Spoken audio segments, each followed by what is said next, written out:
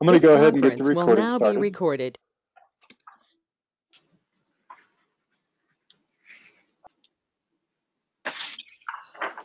And Katie is unable to be here for our call for most of it anyway. She'll jump in about halfway through and ask me if I could go ahead and facilitate. So I'll start by once again welcoming folks and asking if we have any announcements for the day. This is Wendy. I do have an announcement. I just, as the semester is kicking off, I wanted to let folks know that our Data Stream Earth's Climate System course, which is a PD course for K-12 educators that comes with 3 graduate credits over the course of the semester, is kicking off. And we have 65 teachers registered for the course this spring. And its demand is right now outpacing our demand for our atmosphere and ocean courses that run at the same time. So we're really pleased with the interest and participation, and that's that. It's good news. That's awesome, Wendy. Yeah. Great. So this is Frank over at NOAA. Nice to be back. Nice to have you back. I'd like to be back for a long time if I could, but we'll see. Strange days. So I am beginning to now kind of urgently put my thinking toward NSTA's national meeting now that I have the ability to do that. But I'm wondering if anyone on the call is going to be attending NSTA this year. Yeah, I'll be there. AMS Education will be there. Okay.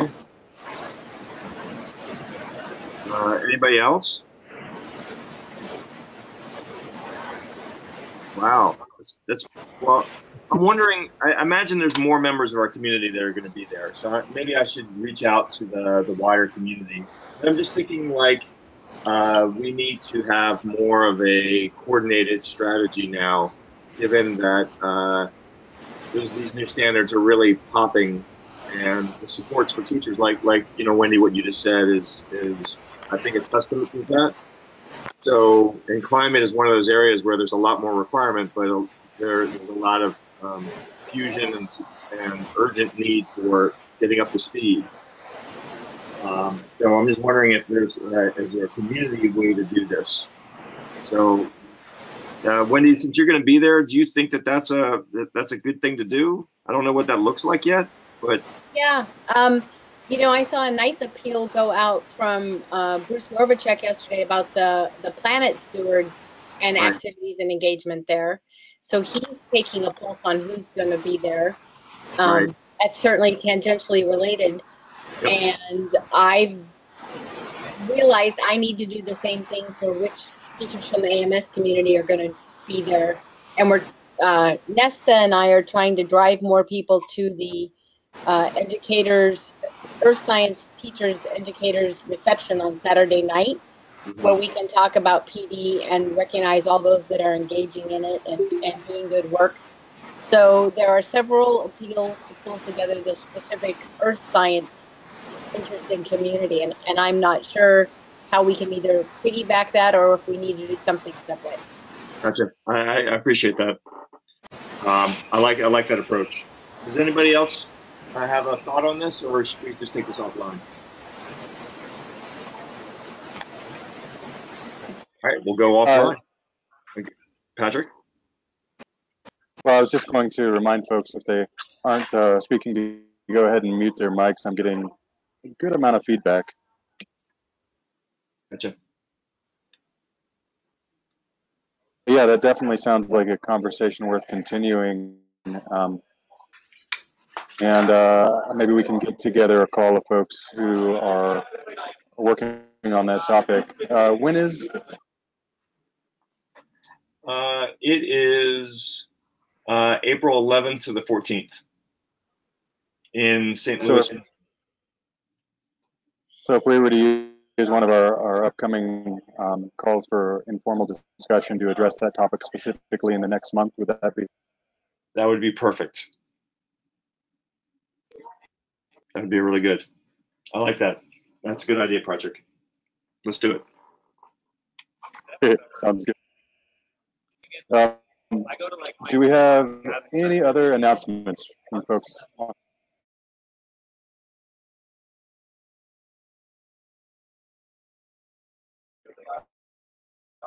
Okay. Well, then, without further ado, it's my pleasure to introduce Shelly Sommer, who has graciously agreed to present for us today on the Act on Climate website that she helped design and bring into existence. Shelly is the Information and Outreach Director at the Institute of Arctic and Alpine Research at CU Boulder, and Director of the Albert A. Bartlett Science Communication Center. And she wears a whole lot of hats, and I could talk about them for quite a while, but I will leave you to introduce yourself further if you'd like, Shelly. And thanks for. Great, thank you. No more hats. You don't need to hear about my hats. But thank you so much for inviting me to this ongoing conversation. It's really good to be here. And I am very glad to be sharing some information about Act on Climate. This is a website that was developed by a team of volunteers from the climate and environmental science community at CU Boulder, like Patrick said. And actually, if you can see that URL on the screen, the SEEC part of the URL stands for our building, Sustainability, Energy, and Environment Community. And Patrick suggested that hearing about this might be interesting here in a couple ways. I mean, if the tool can help you add to your own work or resources or get used for parts, great. And for those of you who are considering your own web-based tools, we thought it might be useful to see inside of our process with all of the backtracking and awkward bits that I will elide over and you can pick apart as we chat, including finding help, getting resources, questions we considered, getting good feedback, that kind of stuff. So please feel free to ask questions as we go, and I'll leave some time for discussion at the end of each section kind of as well. And hopefully we can see where we go. So, all right, what is this thing?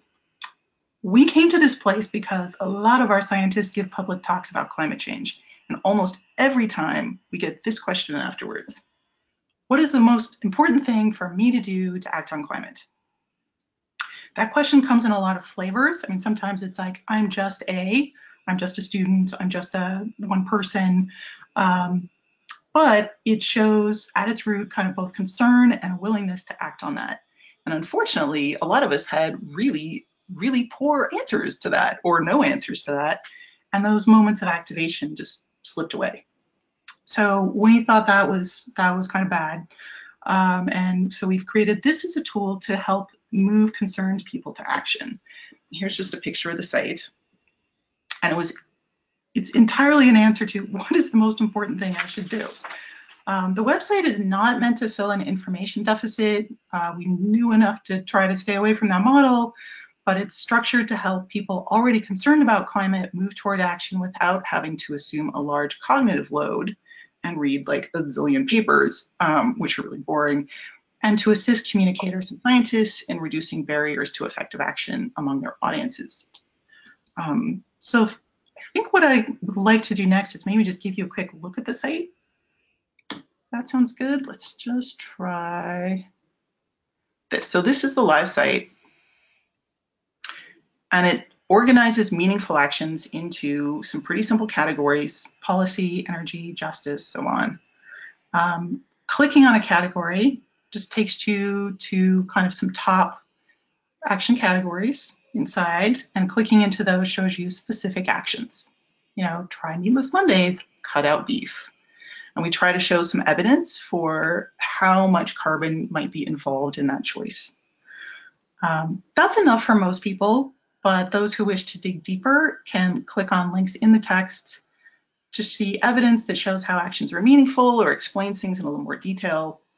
Each section also has this learn more section where we shove all the bits that as scientists we can't bear to let go, but that most people find kind of boring. So that's could be some extra information. It could be extra insight on the topic. We really use that in Justice to try to point people towards some really good sources just kind of on the basics of social justice. So, and then under that, let's go back to the categories. We have, each section has a My Story. And this is just a little personal story from somebody in our building who has taken really meaningful action in this section. So here we've got, this story is from Jen Morris. She's one of our field site technicians, and she helped her very small town move to a commitment to 100% renewable energy. So it's really, they're really kind of charming. Actually, the one in transportation is funny. And they show that action is possible for people to take, and they also show that we as climate scientists have skin in the game, and that's important. So aside from those action categories, the rest of the site is pretty lean. We've got, you know, a little bit of verbiage right at the beginning about why this is important. It's underneath. We have a little bit on the science and the impacts of climate change. We kind of talk about that just as an overview. But we're mostly, that's a very secondary focus. We felt like we had to have it, but it should not be emphasized. This supporting links and data is kind of where we list off all the stuff that we refer to in the site, and that can be a nice little resource for maybe some of you who were interested in finding that in one place. But that's it. So it's pretty simple. Are there any questions before we kind of look at the process we used to get here? Sure. This is Frank over. No, I've got a question for you. Is that all right? So one of the things as I look at this, you know, I'm just curious about the timeline for when this was developed. Right. We started to seriously write this up it took about a year. And when did that year start? And so we started, when exactly? That's a very good question. I think we started at the very end of 2017. Okay. Because what I'm thinking about is the drawdown framework. And yes. And you know, and I don't remember exactly when that got out, and then it got, you know, it's still getting out. There are a lot of people that don't know about that, but I'm just curious as to like how much that influenced us, or vice versa, right? Yeah. Well, it was interesting because that came out after we had really started it, or at least we heard about it afterwards, and we're like, oh, has someone already done this? Maybe someone's already done this, and so you know, it was kind of like panic and relief at the same time. And we actually refer to drawdown several times on the page. But we also found that it was drawdowns really social solutions. So some of those things really are personal actions, and some are more policy societal kind of things.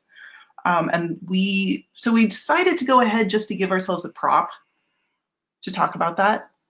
Right. Yeah. Does that answer kind of where you were getting at? Well, what I'm looking for is how does what they did and what you did differ? Maybe that's the you know. Right. Maybe that's the question. Right. I think it differs in a way we are kind of talking to the same people, right? So people who are concerned about climate and willing to act, but maybe unsure how. I think our site is much more focused on people creating kind of their personal climate action plan, if you will. So, all right, what am I going to do this year? Whereas drawdown is a little bit more of a comprehensive, like, these are all the things that we should be doing as a society to really have a sustainable world. Right. You know what I mean? So, but they definitely, we pull on drawdown a lot. So it was really beneficial for us. Right. I think one of the reasons I asked the question is that one of the knocks I'm hearing from the community about drawdown is it's great, Yeah. but, and the but is how confident should major investors and communities take these, and is the evidence base solid enough to Right. put billions behind these things? Uh, Right. Right. it's almost like it's a conceptual framework for a lot of people, but the real academic enterprise and NGO enterprise hasn't really fully kicked into gear aligned with that. Uh, Right. and that, Right. and just given where you are, you're part of that enterprise. Right. And I'm Right. just wondering if that deepening and validation and confidence building in these versus those, the numbers, the results, the price. Yeah. I mean, I'm just kicked Ah, spitballing with yeah. this. Yeah. Seems to be what's needed next. Oh, it's interesting because that's exactly what. So we started to get into drawdown, and so these kind of things came in throughout the process, and that was exactly our project leaders' objection to drawdown was we had no idea where those numbers were coming from, and we're finding it difficult to find out. Mm. So he was like, well, it's an interesting project, but I'm like, how can they say that this is the most important thing? I mean, those actions that they have are ranked, and we were having a hard time picking that apart. So yeah, you actually put your finger on something that Rob found pretty important. So that's part of why we stuck with things like under the energy choices when we're kind of looking at what that means for people. We really try to use some figures about how much that meant for people. Like if you make this change to an electric car, what does that really mean for your carbon footprint? And that was something that we couldn't find in drawdown. Oops, I realized I just closed that for no reason. So yeah, having quantifiable information, scientists really like that. And we kind of hope other people find it compelling. Absolutely. Okay. Anyone else? I might switch over to PowerPoint at this point and just kind of talk about our process a little bit, because that does get into some of the how we figured stuff out a little bit. So getting started, we got started actually because we have a volunteer who has a day job in the oil and gas industry. And he heard one of our director's talks and got really alarmed and came up afterwards and volunteered. So he's been volunteering for us for a few years, kind of putting research and guides together, writing some articles. And it was his work working with our director that kind of identified our central question, right? Like we need an answer. Our director had a really good answer for what should I do after all of his talks. He would always say vote. He would always say work towards women's equality and love your kids. And so do things that are oriented to the future. Like it was a beautiful answer. But we also had terrible answers. James Baylog would turn it back on the questioner and say, what do you think we should do? It's like, dude, I'm sitting here listening to you. I asked you this question. We have epistemic proximity. We should be able to answer it. So they kind of figured out what we should be doing there. Rob was informed by his own experience and frustration. Like we all live in climate, so we know the information, but when you're out in the world, it's actually pretty hard to find in a way that is truly digestible. You got to read a lot of books and a lot of websites, and you really don't want to get into science papers because. So he brought us into this project, and we had a huge time figuring out our purpose and figuring out our audience. And we really went with people who come to our talks. So these are Americans, they're adults, they're of voting age, they are not scientists, but they are very interested in climate issues or the environment or open space. And we're basically looking for early adopters who can influence others. After that, we assembled an absolutely enormous budget. And then we said, well, we don't have any money, but we do have time. So this involved myself, the webmaster, and Rob working about 2 hours a week for about a year, maybe a little more at this point, and a lot of help from many scientists in the building, many subject experts who were very generous to talk with us, and a lot of community members that allowed us to experiment on them. And that was about it. Theory of change, we don't know. Fortunately, we were able to call on some help for this. So we got a lot of help, and especially on the justice section from the Just Transitions Collaborative here at CU Boulder. And they were really helpful about educating us, pointing us towards helpful literature, and going over our sections to make sure we weren't being elitist white jerks, hopefully. So I think it's good we have a justice section, but we're really looking at ways to integrate justice more in other sections more explicitly. We also benefited from, we did a ton of reading with the Yale program on climate change communication, the George Mason Center for Climate Change Communication. Their Six Americas study kind of kicked this off in the first place, helped us identify who we wanted to connect with. And they have great resources. And in the end, Rob was actually able to have a few talks with Ed Maybach that really helped clarify how people think about climate and action, and that helped us avoid a lot of missteps. We also were very indebted to Jenny Cross at CSU, who studies sustainability and behavior change. She kicked our ass over and over and over. I mean, we started with engineer mind on this. We were just explaining things to people, and she was like, no, you have to make quantities tangible. You have to, if you want to discourage people from making a behavior, you can't show a picture of them engaging in the behavior. She was just like, oh, she's right. So we really appreciated that. And she has some really good, she has a good local TED Talk version and some presentations that are very, very useful. And we really tried to acknowledge that one size can't fit all here. I mean, it was hard to pick top actions because different people have access to different action levers they can pull and kind of different access available to them. But we really also tried not to fall into the trap of just saying, it depends all the time. Arguments, we had so many. We argued over justice for months. We argued over beef. We argued over which actions should be top actions for the most people, depending on where they are. And we argued about population. You will notice that we actually do not say anything about population in the site. And we finally, we read books, we read op-ed pieces in Fox, we argued, we went to community groups who were meeting about climate change literature, and we asked them for feedback. And we eventually saw there were serious problems with that whole discourse. It's really misogynist and it's really racist in a lot of sections. We also discovered that who you are determines a lot about your lifetime carbon emissions rather than straight numbers, and that since rich people in developed countries use the most carbon per person, we said instead of having fewer children, what we should really recommend is that we eat the rich. Somehow that didn't wind up on the site.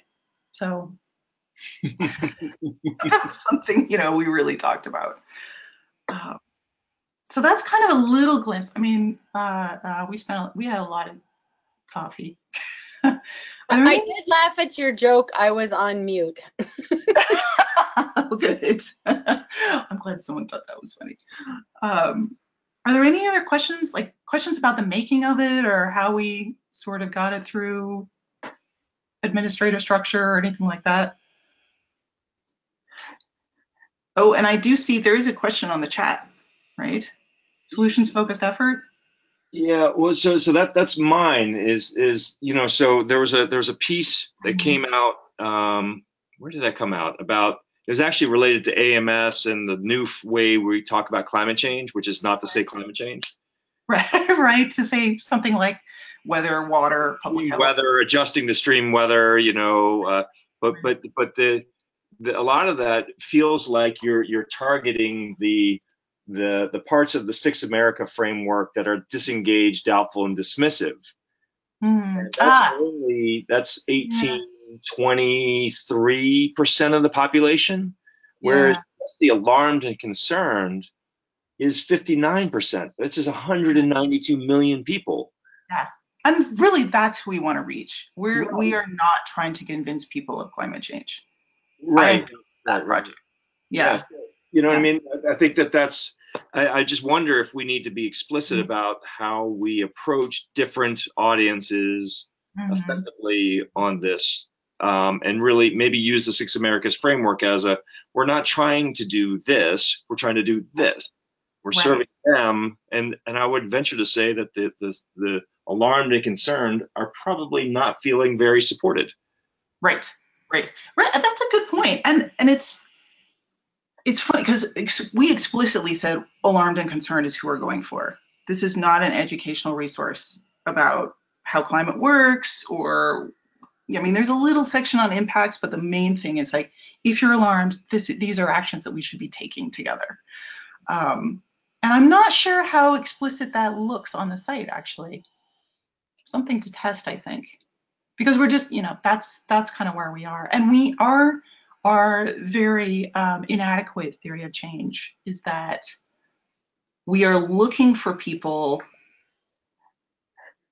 to take individual actions, and part of that is becoming to make it normal, to create social norms and in society, and to make, it's kind of proven that people are more likely to get solar panels if their neighbors get solar panels. They're more likely to make different food choices if their friends talk about food choices. Right, so that's the audience we're going for. Definitely. And I think you're right. Being explicit with that was really helpful, because then we could set aside all the things we normally try to do as scientists who are, which are, explain how it works. It's like, we're just not going to do that. Right. Right. I think as I'm looking at this, I think it could be more explicit. We should be, yeah, I'm just making a little note, because this is exactly what I was hoping. Like, how should we fix this? More explicit. The other thing that kind of bugs me, the alarmed and the concerned, they're alarmed and concerned. They're not necessarily acting. So Boulder, as a city, is very, very informed about climate change. We believe in science. We go to protests. We vote in taxes all the time for things like, for all kinds of environmental things. I don't care what it is. I'm just voting yes on it. It's fabulous. However, we generate more trash than average. We are not necessarily, like, people don't necessarily, when they replace a water heater, get a better, more efficient water heater. They're just not making the personal choices. So filling that gap for the alarmed and concerned between I'm freaked out and I can do something about it is a tricky thing. So it's an attempt, but I think we could do, I think there's a lot of work to be done there. All right, anything else? What do we have next? Hey, I had a quick question for you, Shelly. Sure. This is Patrick. So it might be something you're going to jump into, and if so, please ignore and move forward. But I was curious, within the design of the project and the website, did you discuss a plan to drive your target audience to this site and get it out there to them? We did, yeah, and that's for the last part of this. So originally, the main purpose of the site was actually for people in Seek to use as they go out and give talks. But we always had the hope that it could be helpful to a broader community of scientists, community of individuals. And yeah, let's get into that at the end, because we have some tendrils out there, but they're pretty starter. Sounds good. Okay. And I actually have an invitation for you all, which is part of this. We would obviously love it if this site were something that might be helpful to you in your work. And that was sure, it would be nice to have a link to it or use it directly. Super duper, we'd be very excited. But you're also invited to kind of pull the website apart if that would help. So some of the information on the site would be helpful for your own projects. Please feel free to do that.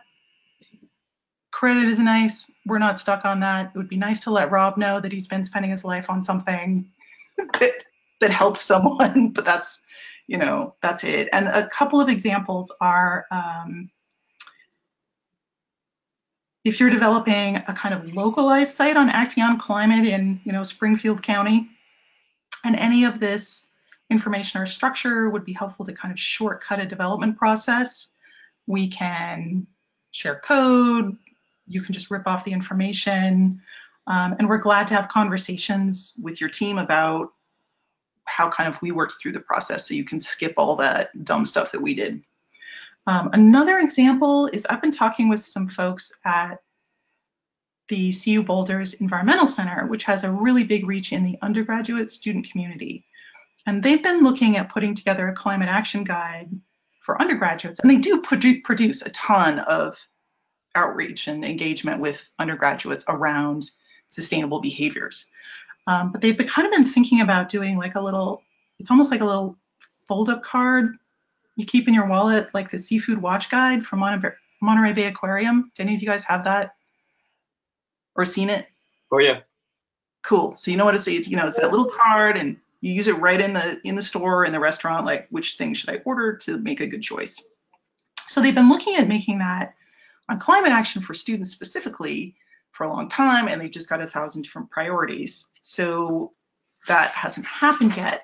So we're kind of hoping that they can steal some of the categories and the approach that we used, remove all the stuff for homeowners, which students aren't, and kind of emphasize the actions that student can take. So that wouldn't be a website at all. Our name wouldn't be on it, but it would take advantage of that research we've already done on actions that students have available to them. So we'd love that. Call us. Any questions about that? And then I can get into next steps, which are really, really tentative. Okay, I'm just going to go into Patrick's question. What's your plan? I'm going to pretend we had a plan. Let's say we have a plan. First is to get the site out to our target audience, which is the scientists who are actually giving talks. So we've started that with our early adopter group. They have a slide at the end of a lot of talks that just points to the site. So when that question comes up, they just click into that slide and say, here's one way that you can find out what you should be doing. And usually what they'll combine it with is like, here's the action that I've taken. So that's kind of been nice, but we need to do a little more evangelizing there. That's just local. The second thing we need to do is really figure out whether this site will encourage behavior change. I mean, we don't know. We made it. Here it is. People are using it. We hope we've made a strong call to action, but we're scientists, so we probably haven't. So we are looking for ways we can evaluate Act on Climate, and if you have resources that could help, I would love to know about them. So if you can pop up anything on the chat or talk to me later about it, I would really, really appreciate that. Evaluation is hard. And then we're working with some local groups to see. I think we also have some improvement to do on the site just from feedback at this talk, like, make it more the audience a little more obvious and supportive. We're also working with a local grassroots group called Boulder.earth. And they are looking at incorporating Act on Climate into their platform. And this is a pretty strong grassroots organization in Boulder. They got a lot of backing from the city, which sees grassroots as an important part of getting the city as a whole to its climate goals. They have, a few thousand Boulder residents signed up for their newsletter. They have events that have a pretty strong presence in the community, and they have a really good network of local organizations. They have a lot of reach there. And they are starting to pull actions from the website into their monthly actions for impact. And we're kind of working towards things like, can you have climate challenges for people where they kind of engage in behavior for a bit and try it out, and then we can see what the impact is, and there's sort of some carrots there. Possibly working towards, can people pledge to a kind of personal climate action plan or commitment or map or something? So they're kind of figuring out they want to carry that forward, and we're excited about them maybe pulling some of this into their platform. So those are kind of a few things. What else should we be doing? I can think of so many things, and I'm not going to give it away. I want you to tell me. I'm going to wait for other people to speak because I've spoken a lot. All right, but I want to hear from you too. This is it. So I'm flipping over my presentation so I can now take notes. Shelly, looks like we had a question in the chat here from Frank Renshaw. Oh yeah. Some of this Rather sounds. than read it out, Yeah. I'll let you work through it and respond. Yeah. Seems local. They were national. Yeah, we have looked pretty hard at that program. It was so good. They were national. That is a good thought. And then the nice thing about that program was it was so personal, you know? It was, you really heard from someone, and I thought that was a really strong part of it. So this is Frank. I'll follow up on my question in the chat box.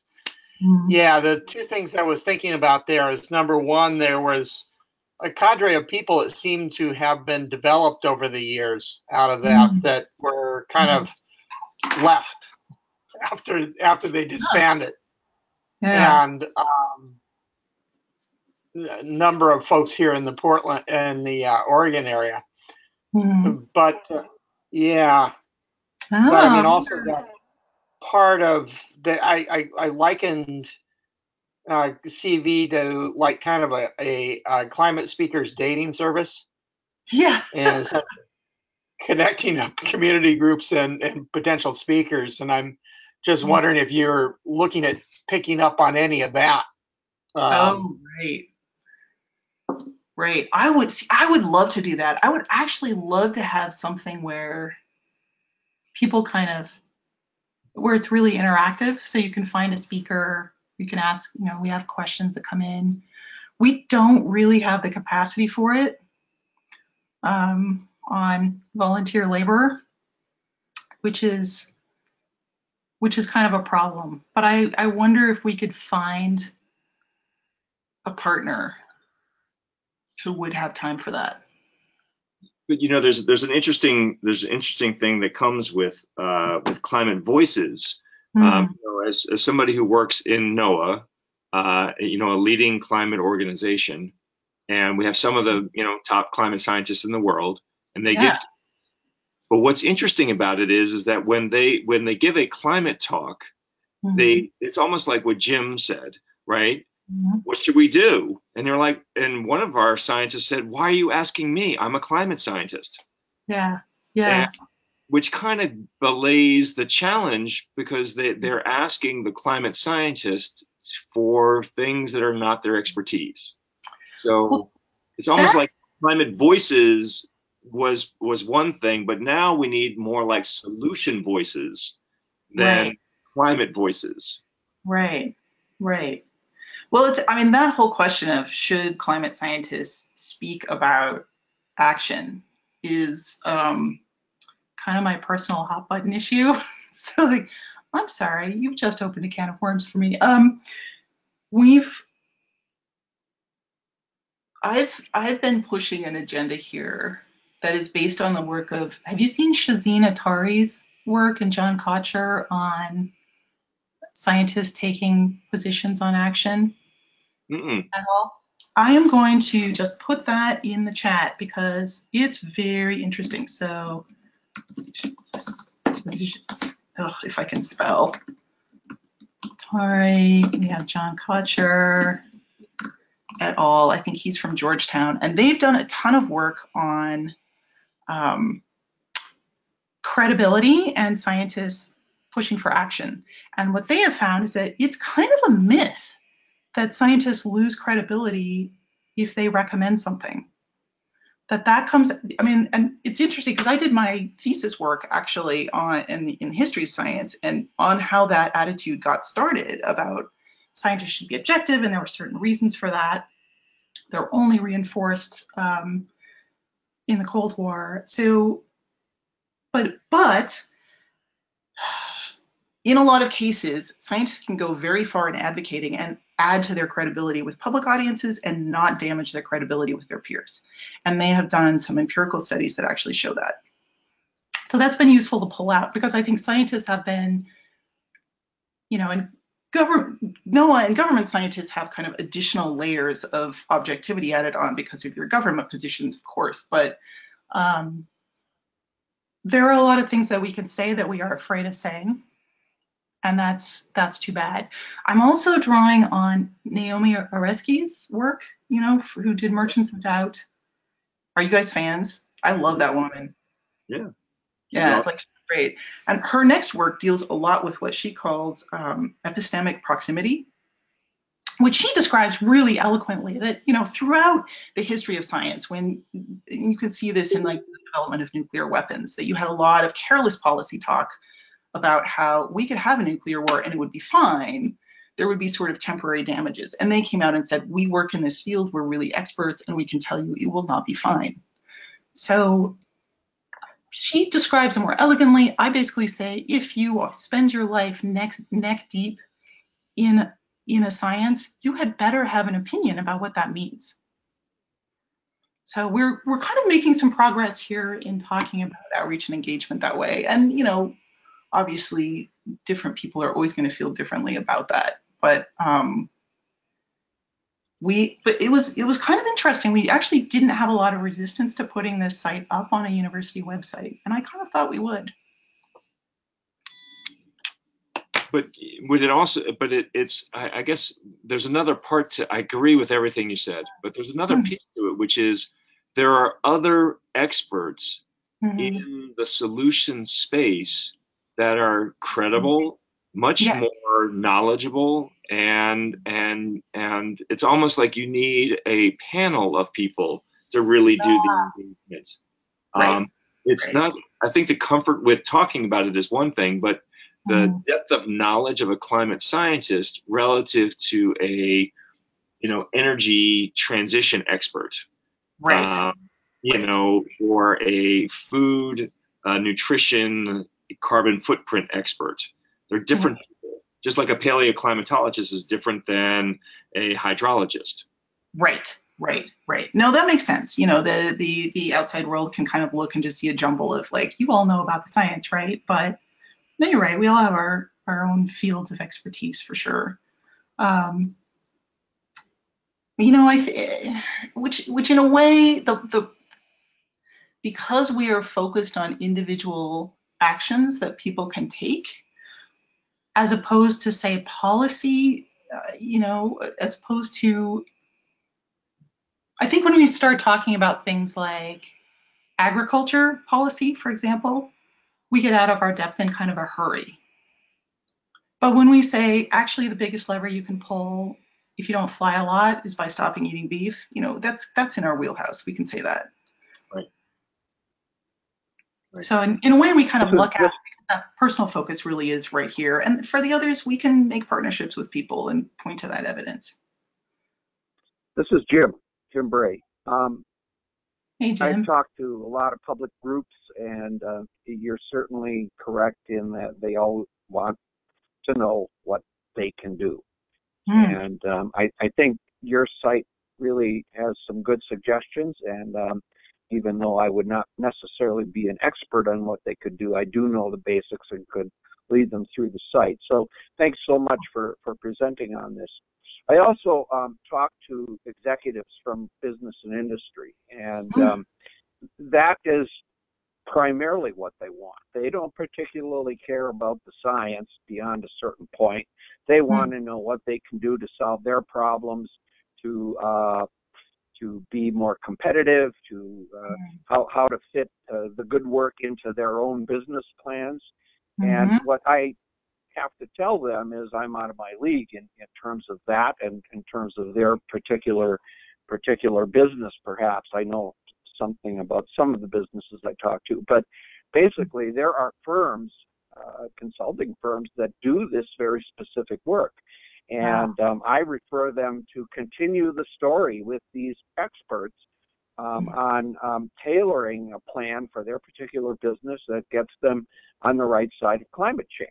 And so far, a lot of them have been very, very receptive to doing just that, because they can choose a firm that knows something about their particular niche or their particular business, their particular size. Another issue that comes in here is, what is the entry level? If you're going to give a public talk at a public library, that's a certain entry level. If you're going to speak to a bunch of executives for a company, that's a different entry level. And I think whenever a climate scientist, and I don't know that I consider myself a climate scientist per se, I guess I would, but whenever you go out to engage others, you need to know where that entry level is in terms of your audience, and be prepared to offer guidance about what to do based upon that entry level. So, my 2 cents. Yeah, absolutely true. Absolutely true. And it's interesting because we don't really address that on the site, but it's something that we do get into when we tend to ask a scientist to use this. That's a conversation, right? And part of it is, who are you talking with, and what are they interested in, and what do they want to get out of your talk, and things like that. So really, really important. I think it's a trap we certainly I hope that we are out of that trap now, but I think it's eternal vigilance is sort of a good watchword, where we think we're talking to everyone. But if you're talking to everyone, of course, you're really talking to no one at all. So, good words.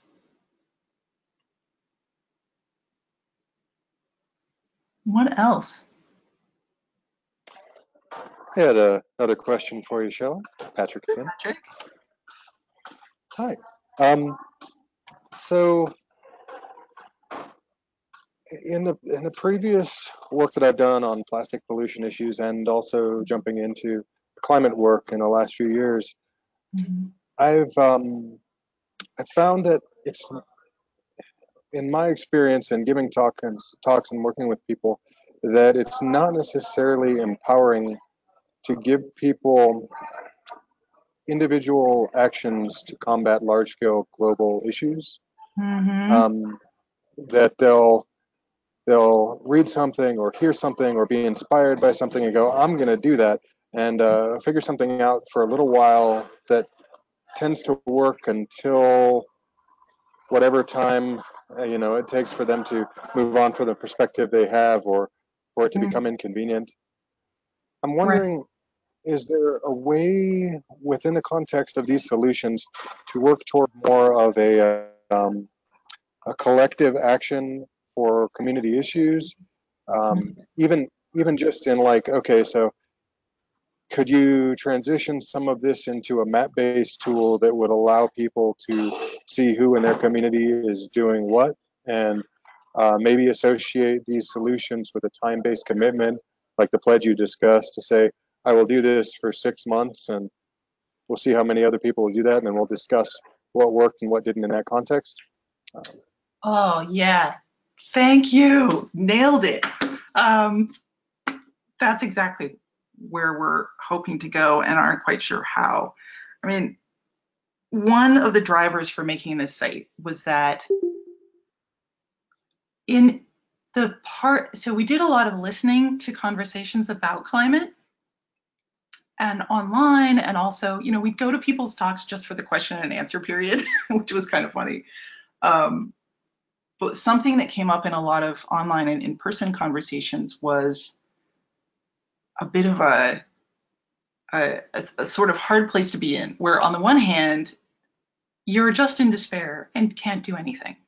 And on the other hand, your solution is taking baby steps. So small steps is how it's usually expressed. Small steps are better than none. I was like, both of those alternatives suck.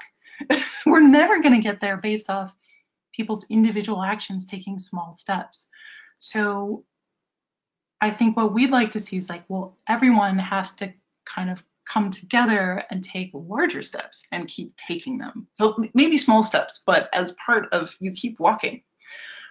So that's exactly what we'd like to work towards and exactly what we're not sure how to do. We are kind of hoping that this partnership with Boulder.Earth can help us explore how to do that. Because I think you're right. It's much more fun when you have some kind of challenge where it's like, hey, how much can you reduce your energy usage? And figure out a way to do that by percent or by some unit of energy or something. And you have an idea of like what people on your street are doing and how you're, kind of gamification in a way. And it's not necessarily, it just makes it much more fun and engaging. And it also lets you see what the impact you're having as a community is.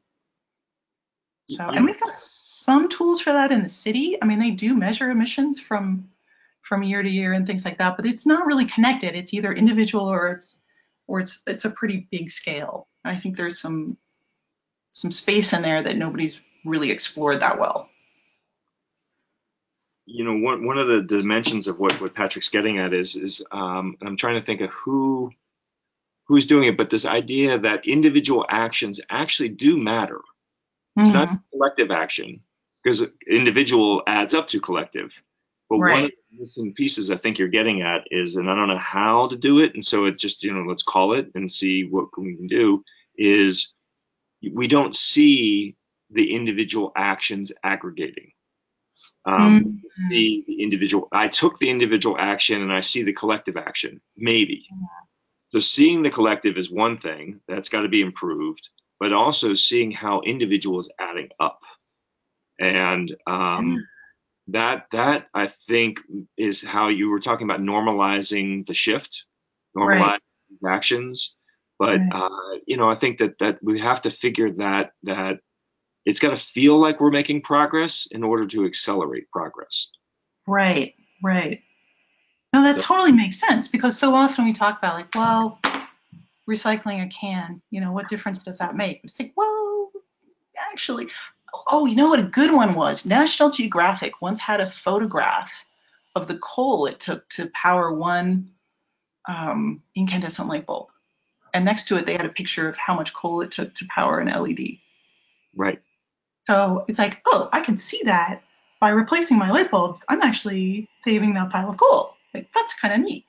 Or over time. I mean, I think that's the thing we never talk about. It's like, well, what if you don't eat beef for 20 years? It's a big footprint. So yeah, great feedback.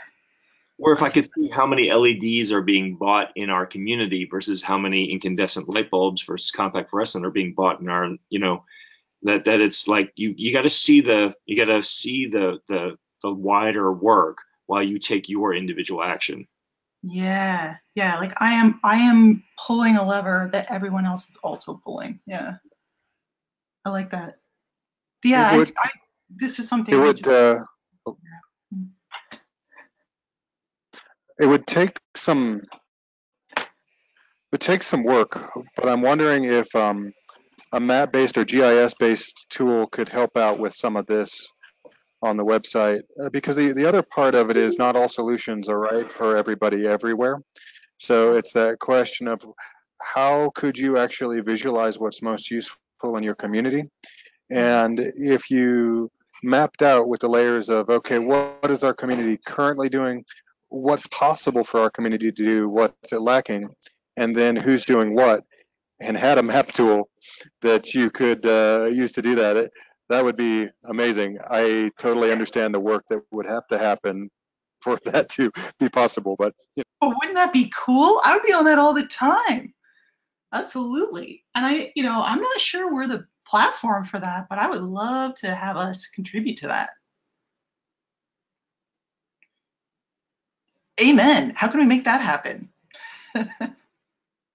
Well, it's funny. I'm looking at the AGU website, the 2018 one, and the amount of work that goes in to make the AGU sessions and talks and hotel and all that stuff. I mean, just imagine all that effort going into solving this problem. Yeah. It's a lot of hotels and talent and travel and why do we always just keep on doing the next conference? Right. Right. Really good point. And especially when we have to fly to get there. Right. Yeah, and I mean this project is as fairly limited as it is. People were really anxious to help. We had a few people who just didn't respond because they were too busy. But people are very strongly motivated to act. So, this is possible to build. Well, now I need a new job making this tool. Damn it.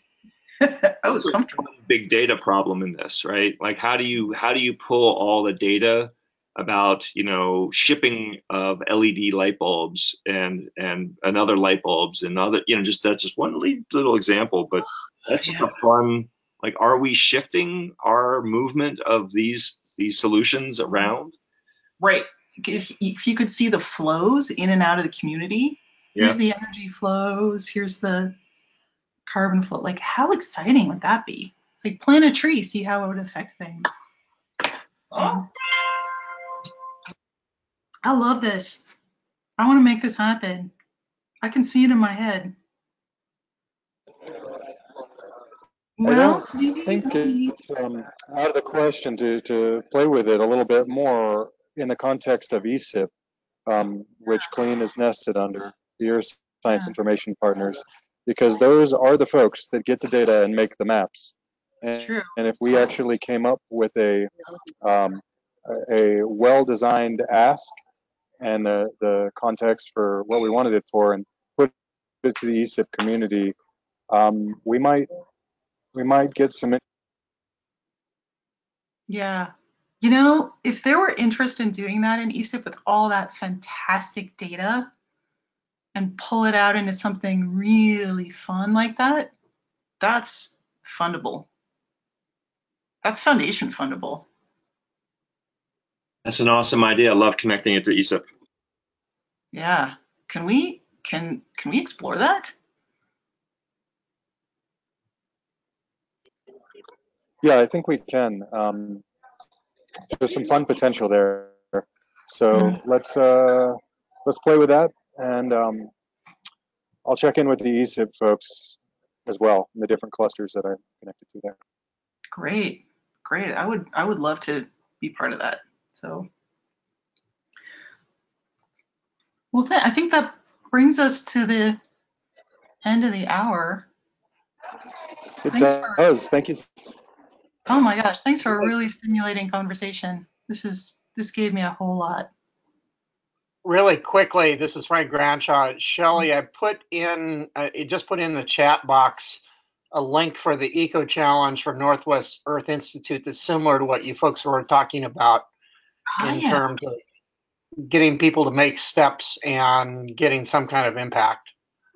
Great. Analysis. I'll be checking that out. Oops, I'll be checking that out when you're not looking at my screen anymore. I just want to go right there. And they do have an impact summary. Wow, excellent. Thank you very much for that. Shelly, I was at Drawdown Learn, and they went through that carefully there, and it was very impressive. So building a partnership with them is a great idea. I love that, Frank. Great. Okay. This is super. Shelly, thank you. All right. Thank you so much for jumping in and presenting with us today. Really appreciated your time and showing us that resource. Keep up the great work, Shelly. Thanks, you guys. It was really my pleasure, and thanks for contributing so much.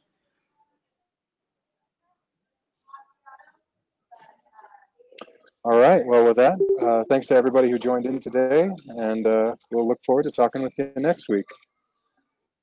Thank you. Bye. Thanks, Patrick and Frank.